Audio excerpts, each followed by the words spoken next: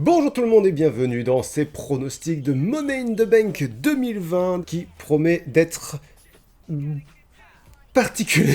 Je pense qu'il va être très bon. Je pense que ça va être un gros moment. Je vais vous dire pourquoi quand on parlera des matchs Money in the Bank eux-mêmes. Il y a eu beaucoup d'affluence là suite au dernier point culture, donc je vais expliquer certains trucs, je vais expliquer certains termes, certaines problématiques. D'ailleurs, pour ceux qui se posent la question, où est-ce qu'on peut regarder les pay-per-view? Personnellement, je les regarde sur le WWE Network. L'abonnement est à 15 € par mois, je crois, et le premier mois est gratuit pour les nouveaux abonnés. Si c'est disponible en France, je ne le sais pas. Aux dernières nouvelles, ça ne l'était pas. C'est possible que ça le soit redevenu. Je laisse les gens qui savent répondre dans les commentaires et vous renseigner sur où est-ce que vous pouvez les regarder, quand et voilà. Est-ce qu'il y a des matchs qui n'ont pas d'enjeu? Non, c'est soit des matchs de championnat, soit des matchs Money in the Bank. Donc on va commencer par le match par équipe. Tiens, on va commencer par le Tag Team Fatal 4-Way Match pour les titres par équipe de SmackDown. Donc il y a deux titres par équipe à la WWE, il y a les titres pour SmackDown et les titres d'Euro. En l'occurrence, le match oppose le New Day, les Forgotten Sons, Lucha House Party et Miz et Morrison, c'est ça. Et c'est donc pour les titres par équipe de SmackDown. L'histoire à peu près, c'est que il y a eu un match à 3 à WrestleMania où John Morrison a représenté son équipe et a gardé les titres. Et à SmackDown, il y a eu un match à 3 également où les autres membres des équipes représentées se sont affrontés. Et c'est Big E pour le New Day qui a remporté la ceinture. Donc le New Day est champion à l'heure actuelle. Écoutez, là, il y a tellement peu de préparation pour ce match que je vais partir sur la solution de facilité et je vais vous dire que les champions restent champions. On va partir sur une victoire du New Day. Qu'est-ce qu'il y a, mon fouet? Tu penses que c'est Miz et Morrison qui vont gagner? Ah bah non, toi t'es pour la Lucha House Party. Il y a un membre de la Lucha House Party qui s'appelle Lince Dorado. Il a fait un live sur Instagram où il faisait lui-même son costume pour le PPV. Il va faire un costume inspiré du Ranger blanc dans les Power Rangers. Son masque est magnifique. Transmutation demandée. Tu fais les pronostics avec moi, Mimus? Ensuite, je vais vous parler du match pour la ceinture féminine de SmackDown. Bayley contre Tamina pour le titre féminin de SmackDown. Là aussi, il y a deux ceintures pour les femmes à la WWE. Il y a le titre de SmackDown et le titre de Raw. Le titre de Raw n'est pas remis en jeu dans ce PPV. Bayley contre Tamina. Bayley gagne. C'est-à-dire que Tamina, ce que je vous ai expliqué dans mes pronostics de WrestleMania, Tamina, ça fait des années qu'il la présente comme pas une menace. C'est délicat d'essayer de nous faire croire que c'est une menace en quelques semaines.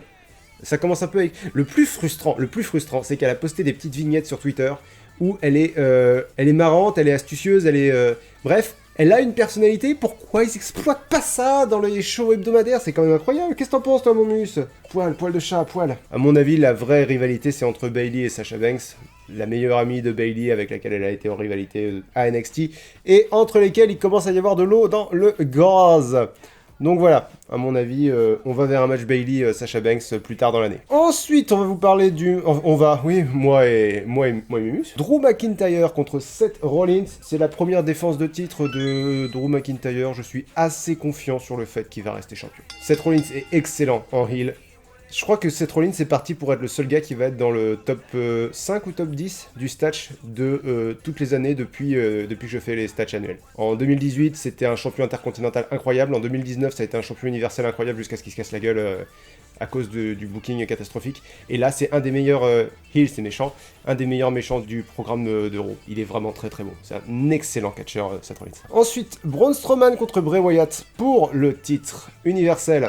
Détail important, Braun Strowman va affronter Bray Wyatt et pas The Fiend. The Fiend, c'est l'apparence que prend Bray Wyatt et qui est pratiquement indestructible. Pratiquement, puisqu'il a déjà été vaincu une fois. Va-t-on y revenir? On ne va pas y revenir. Donc je pense que Braun Strowman va battre Bray Wyatt et je pense qu'il va le battre de façon très décisive et que ça va justifier un match retour entre Braun Strowman et le Fiend.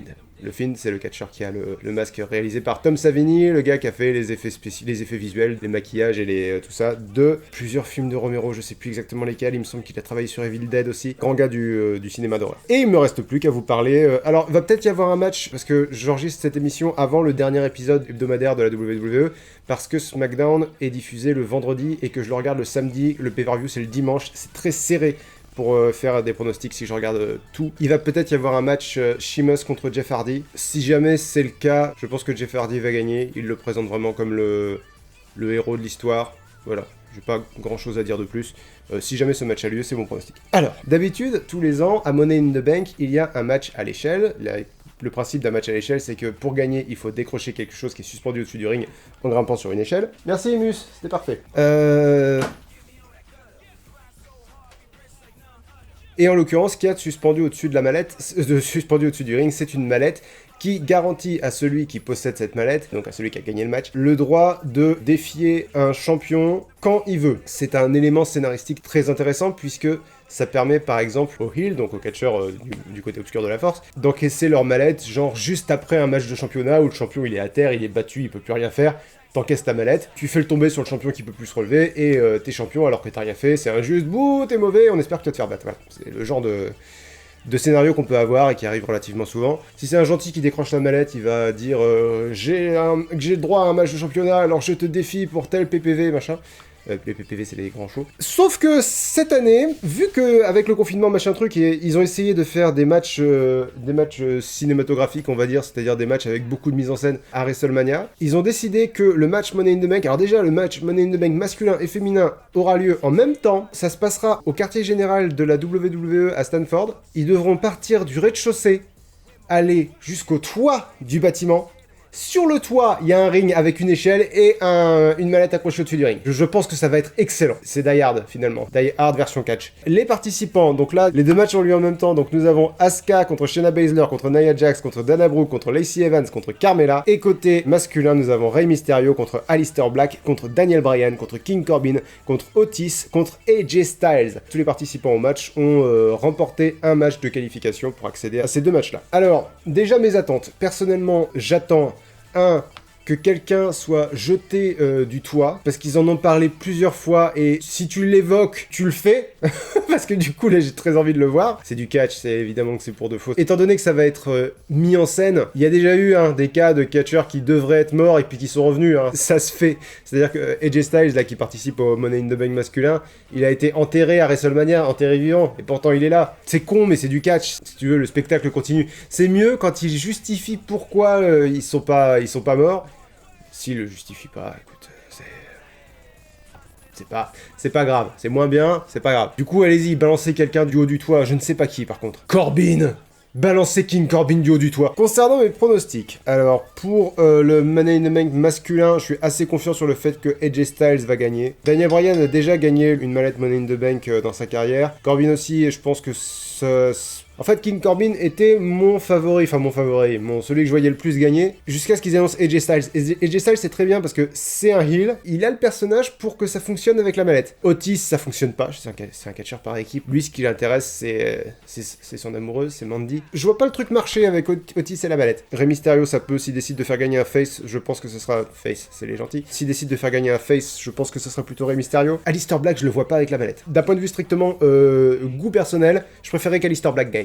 Parce que il est génial. Là, ils sont tous très bons. Même Corbin, il est pas très bien utilisé, mais il est très bon. Mais mon préféré, là, dans le lot, c'est Aleister Black. Je suis assez confiant sur le fait qu'AJ Styles va gagner. Concernant le Money in the Bank féminin, alors déjà, je suis convaincu que c'est quelqu'un de Raw qui va gagner, puisqu'ils ont annoncé à Raw que Becky Lynch confronterait la vainqueur du Money in the Bank, un spot qui pourrait être très bien, qu'un homme ou une femme essaye de décrocher la mallette de l'autre genre parce que sa propre mallette aura déjà été décrochée. Que décideront les arbitres si jamais ça a lieu? Ça peut être une problématique intéressante à exploiter. Bref, donc je suis assez convaincu que c'est une catcheuse de Raw qui va remporter le match. Donc ça nous donne Asuka, Shayna Baszler et Nia Jax. J'aime vraiment pas Nia Jax. Elle me convainc pas en tant que personnage, elle me convainc pas en tant que catcheuse. Je suis totalement hermétique à ce qu'elle représente, quoi. C'est-à-dire, si on me dit Monster Hill, Monster Hill, c'est un type de personnage dans le catch, les montagnes, quoi, la montagne dans Game of Thrones. Pour ceux qui regardent pas Game of Thrones, Monster Hill, très gros, très baraqué, il écrase ses adversaires et du coup,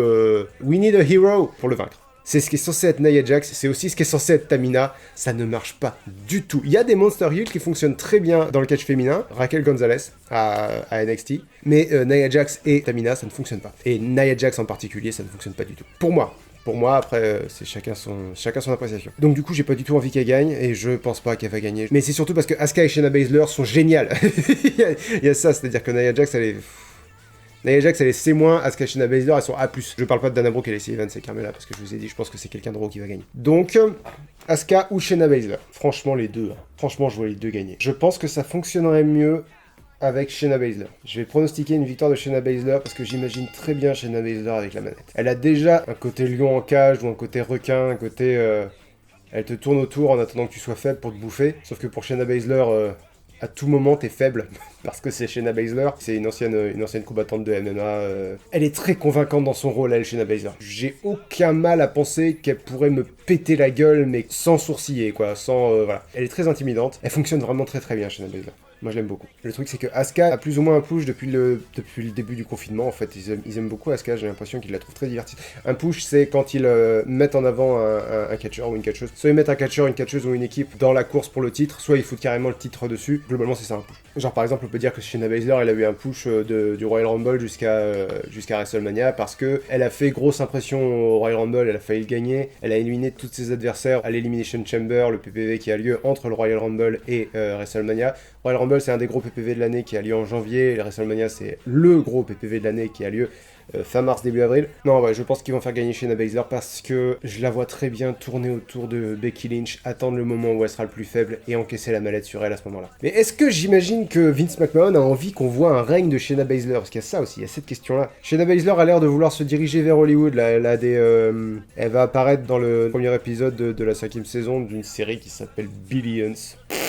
Jamais entendu parler, mais apparemment c'est un gros truc. On entend beaucoup parler d'elle dans la sphère du divertissement général, c'est-à-dire que apparemment il y a 2 réalisateurs qui seraient très intéressés à la faire tourner dans des films, et il paraît qu'elle aura un rôle dans un film Marvel à venir. Si Becky Lynch doit laisser sa ceinture, Shayna Baszler me semble être une bonne championne heel, quoi. Une championne dominante, et il va falloir un héros ou une héroïne en l'occurrence, pour la détrôner. Et pourquoi pas Ronda Rousey, qui va bien finir par revenir. Ronda Rousey, ils arrêtent pas de dire qu'elle va revenir bientôt. Depuis janvier, ils nous disent qu'elle va revenir bientôt. Donc Shayna Baszler et AJ Styles pour moi. Franchement, soit Asuka, soit Shayna Baszler côté Raw, ça me va très bien. Si c'est une catcheuse de SmackDown, sur les 3, plutôt Lacey Evans. Côté gars, je préférerais que ce soit Lister Black.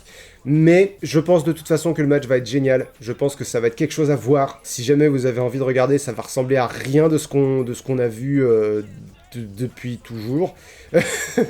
Jetez-y un œil par curiosité, si jamais vous avez un petit peu de curiosité vis-à-vis de ça, ça va être un spectacle. Ça va être quelque chose qu'on a jamais vu.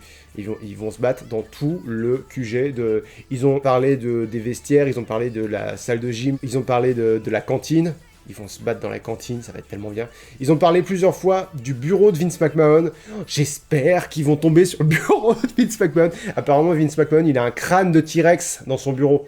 J'ai hâte. J'ai très très hâte de voir ces 2 matchs-là, du coup, puisque les 2 matchs vont avoir lieu en même temps. Et le reste du show me semble... Je pense que ça va être un bon PV. Je pense que ça va être un bon PV, je pense que ça va être un spectacle. Donc voilà, merci à tous d'avoir regardé cette vidéo. Abonnez-vous, mettez la cloche, notification toutes ou pas toutes, c'est vous qui voyez. Laissez un pouce bleu en partant, le pouce bleu qui fait plaisir, ça vous coûte rien et moi ça me rapporte beaucoup. En termes d'amour et de visibilité surtout.